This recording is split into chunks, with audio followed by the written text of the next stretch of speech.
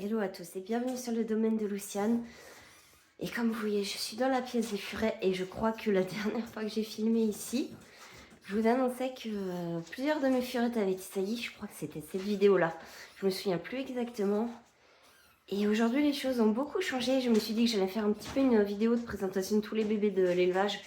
Parce que le printemps est quand même déjà bien avancé. On est au mois de juin. Et donc, il y a pas mal de petits bébés que je vous ai pas montrés. Donc, je me suis dit que c'était l'occasion de vous montrer ça.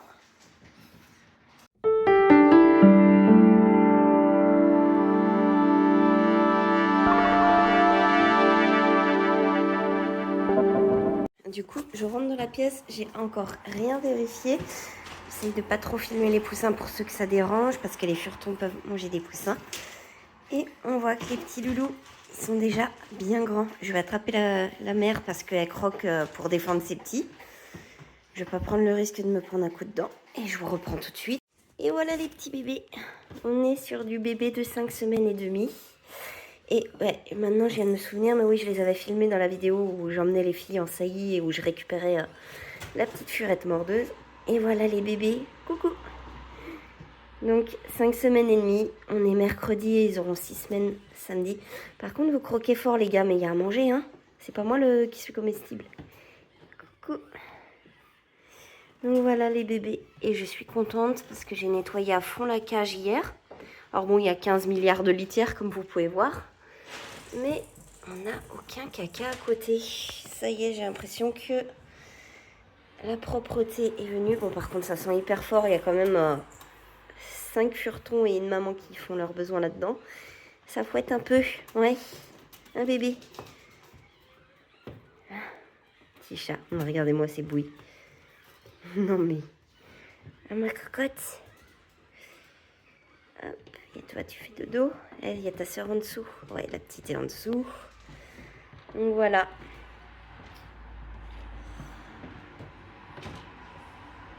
Et moi, je garde cette petite. Donc voilà, Brume. Petite louloute. Qui me croque les doigts. Non mais regardez-moi. Bah oui. Bah oui, les grosses patates, là. Ouais, je vais vous nettoyer. Donc voilà les bébés de Vardana et de Vulcain. Je suis trop fan. Ils sont trop beaux. Bah ouais, vous êtes trop beaux.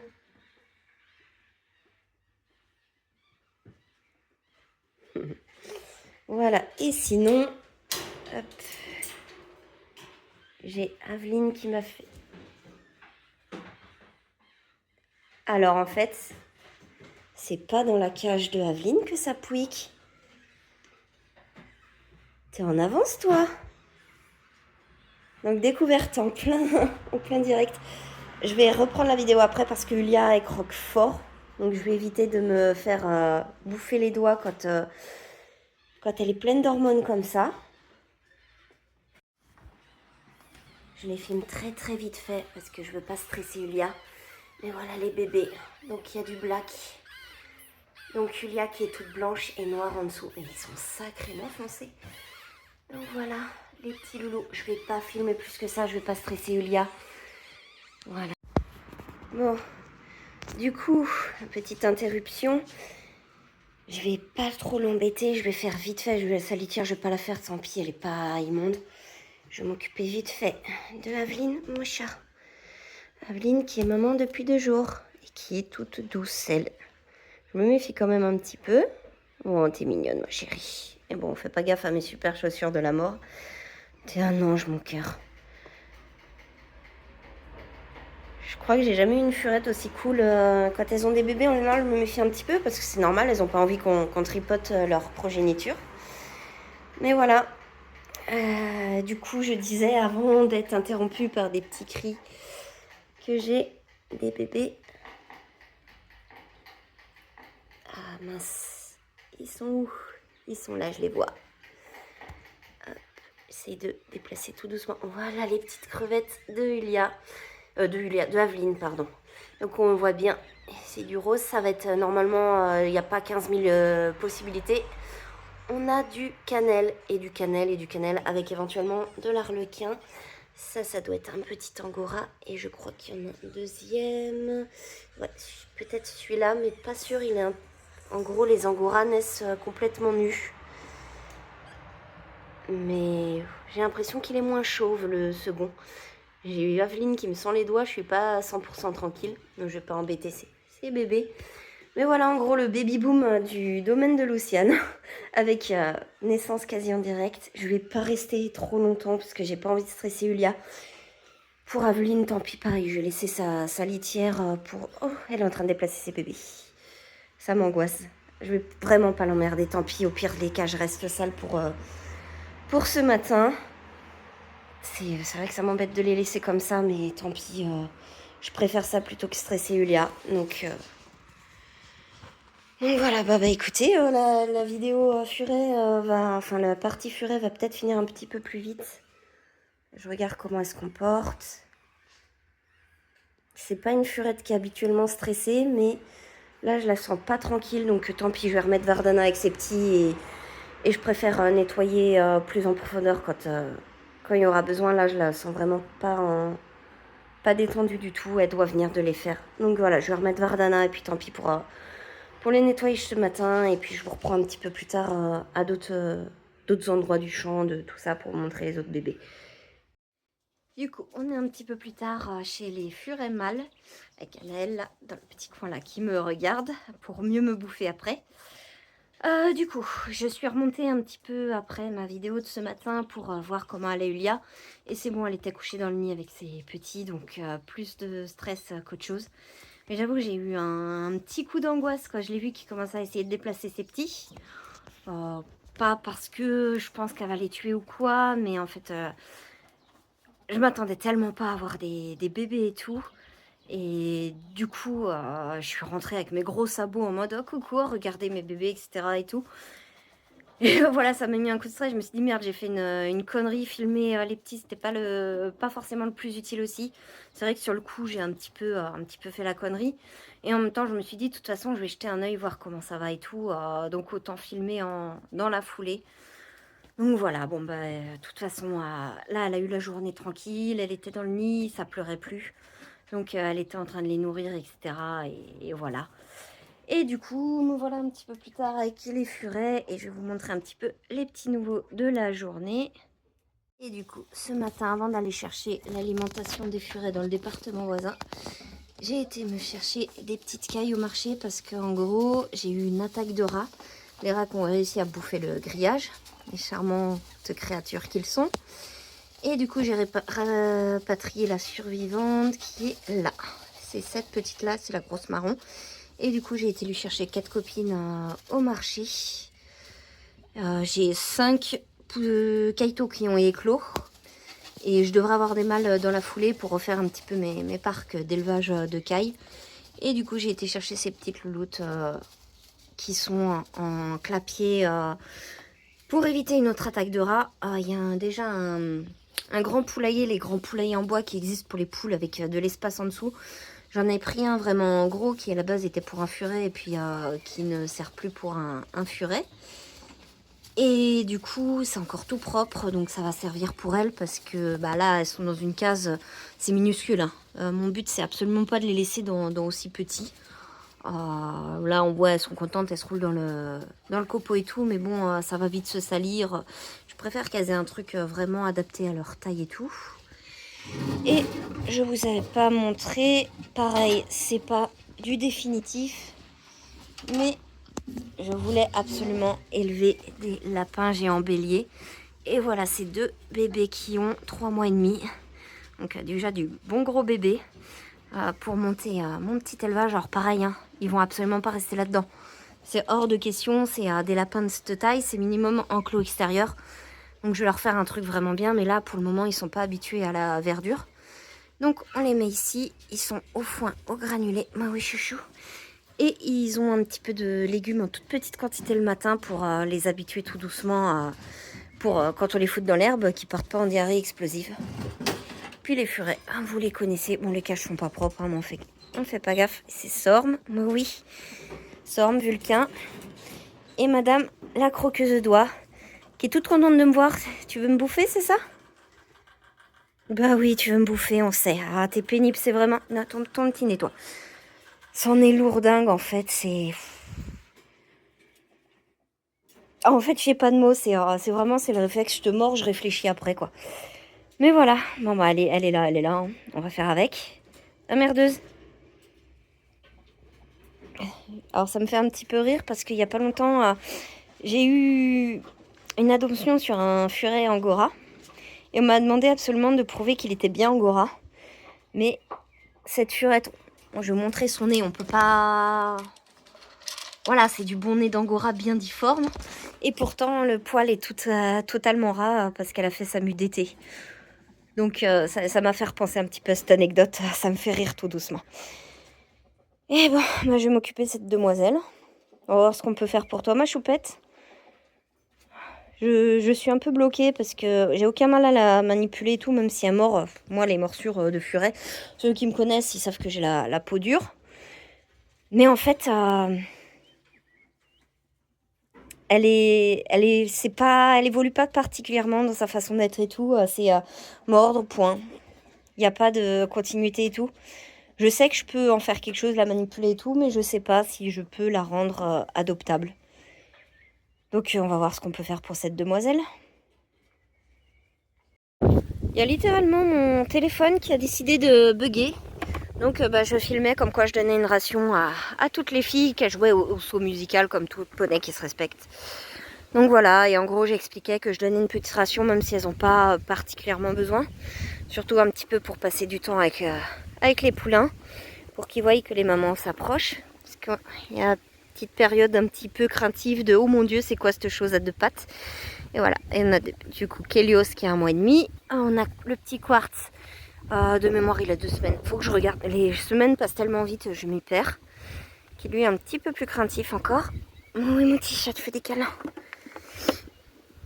Et on a Quintana, la petite femelle, qui elle est mi-craintive, je viens quand t'es assise et je te fais des câlins, mais tu fais quand même trop peur. Donc voilà les bébés de cette année. Et on a encore Belle qui doit pondre.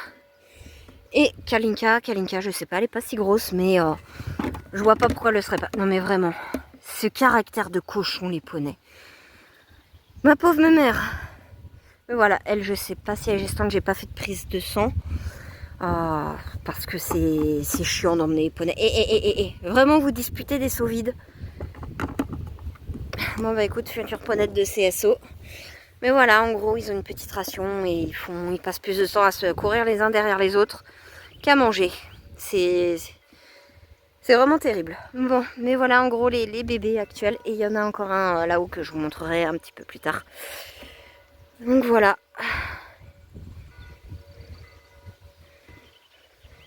Mes grosses patates là. Et petit bébé Quartz. J'aime beaucoup sa nuance de couleur comparé à son frère et sa sœur. Il a une teinte chaude, j'ai même cru qu'au début qu'il était bête, mais non, bah, ça a bien un roukmout. Hein. Un petit chat. Ah bah oui. Et du coup, le dernier bébé, je vous présente quelle surprise. Et en gros, l'histoire, c'est maman ici présente, là, a découvert il y a 1 an qu'elle pouvait passer les clôtures. Donc c'était pas rare que je la retrouve dans un autre champ. Et évidemment, ce serait trop simple si je la retrouvais avec les talons. Il y avait juste à faire 1 + 1 = 2. Non, elle passait certaines clôtures, mais en fait, elle passait librement. Genre, elle avait envie d'aller dans le champ du bas, puis après, elle remontait dans le champ du haut, etc.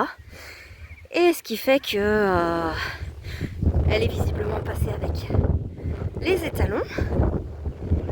Et plus exactement, mon étalon crème, puisque ce petit bonhomme, même s'il a l'air roukmout, est palomino.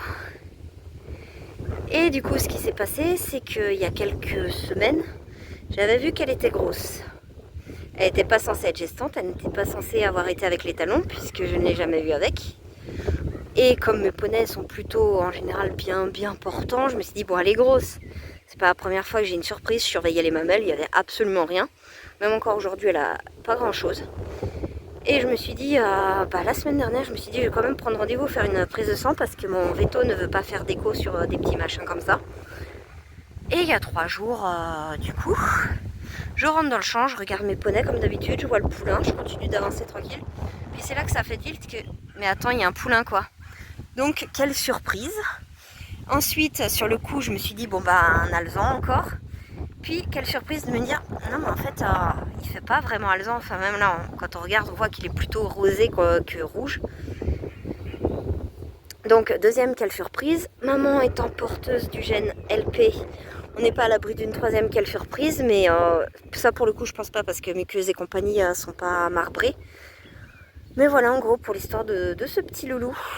Du coup qui est très craintif, je m'approche pas trop parce que je veux pas non plus le faire flipper. Bah, voilà, il se relève.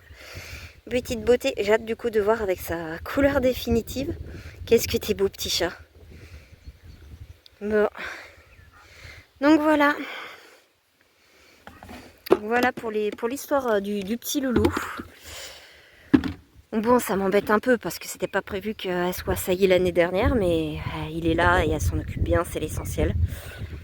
Et de toute façon, elle ne me passe plus du tout les clôtures. C'est surtout, elle a appris avec une autre ponette que j'avais en coloc. Elles se sont bien amusées, elles me pétaient tout et tout. Mais alors là, j'ai acheté un électrificateur qui pourrait réveiller les morts. Donc ça devrait aller. En tout cas, j'ai plus un seul passage de clôture depuis. Même avec ces petites choses là qui adoraient passer les clôtures à un moment. Ils respectent tellement que même des fois je leur ouvre les fils, ils osent même plus passer. Donc voilà, investissement réussi. Et du coup, je vais finir là dans la pièce où je range un peu tout le matos et tout. Avec les piou-piou. Du coup, Brahma, perdrix, doré, maillet bleu et noir. Et là, les caïtos. Et du coup, j'en profite pour montrer. Regardez mon chef-d'œuvre. J'ai fait une éleveuse à poussins. En gros, ça fait 2 grandes cases séparables. Le truc du milieu s'enlève si j'ai une seule fournée de poussins et qui sont un peu grands. Mais là, ça me permet de faire 2 cases d'élevage. Les lampes qui passent là. Ici, on a le thermostat pour quand il fait trop chaud, ça se coupe. Idéal l'été. Je suis en train de vendre ma création. Là, je me transforme en commercial.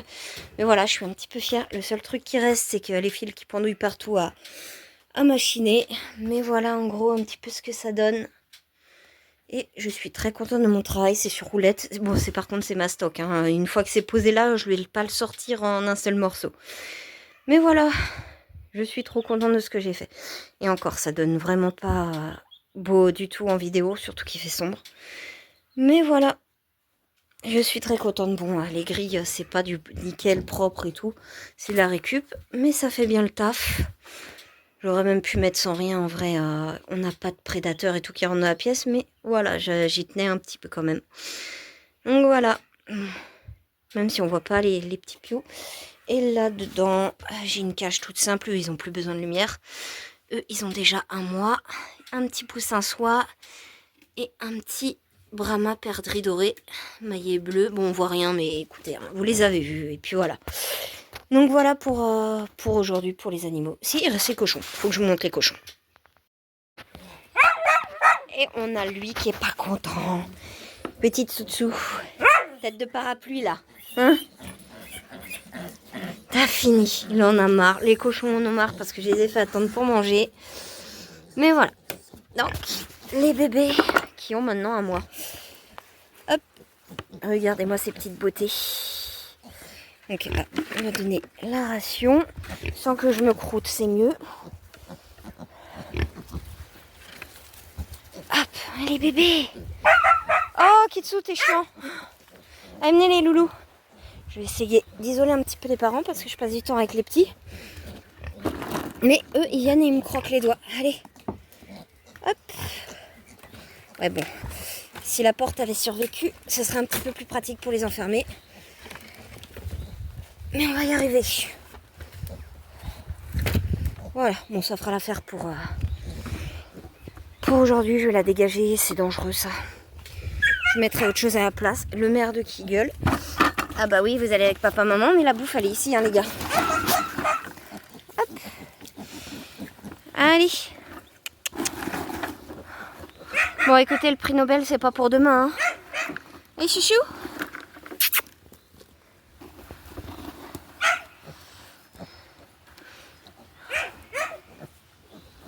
Bon. Le mâle, il va forcer comme un bourrin, je sens. Parce que du coup, en fait, j'essaye de passer un maximum de temps avec eux, de leur donner à manger à la main, etc. Sauf que les adultes viennent se battre sur moi parce qu'il y a à manger. Ils me croquent les doigts, pas par méchanceté, mais parce qu'ils ont faim. Et j'ai une tolérance à la douleur qui est relativement peu motivée à être testée. Allez. Non, non, non, non, non, non, non. Vraiment, les gars. Oh, bordel. Pourquoi j'ai des idées de merde comme ça, moi, des fois? Ah. Bon. On dégagera tout ça. Hop. Voilà. Et bébé?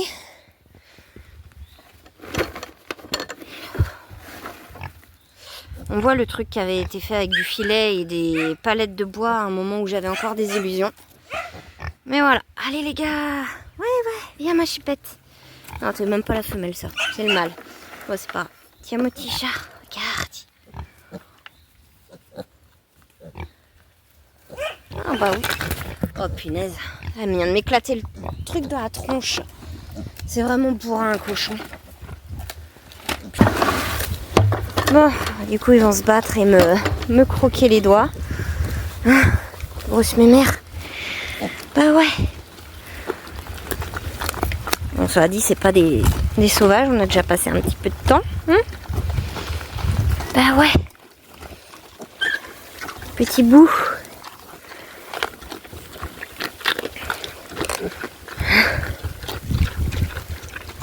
Oh là là.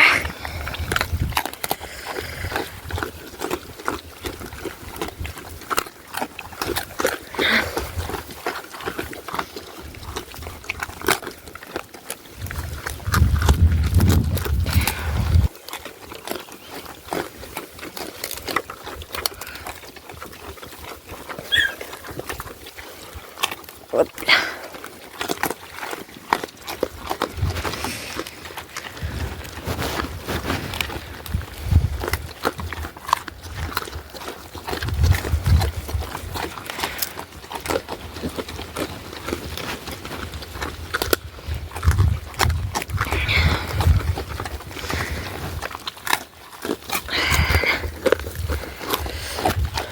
Aïe aïe aïe, mes jambes de mamie.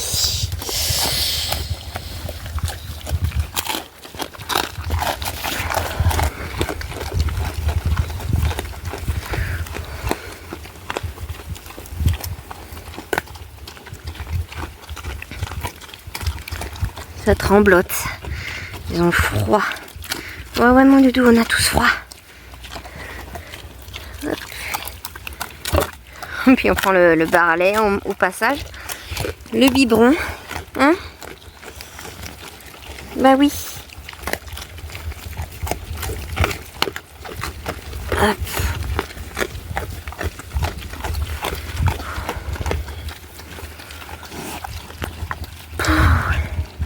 Je me sens vieille là. Oh mais vraiment, t'abuses hein. Puis qu'est-ce que ça crie un cochon.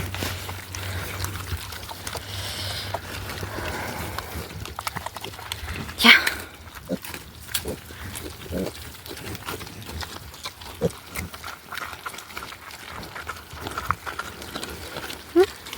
Petit bébé.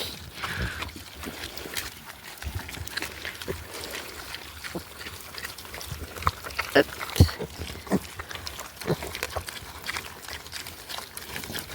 Ah non, toi, je te donne pas mes doigts. Hein.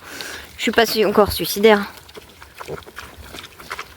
Bon, je vais dégager mon œuvre, du coup. Et puis je vais y aller parce que mes jambes sont en train de crier au supplice. Donc voilà pour les bébés.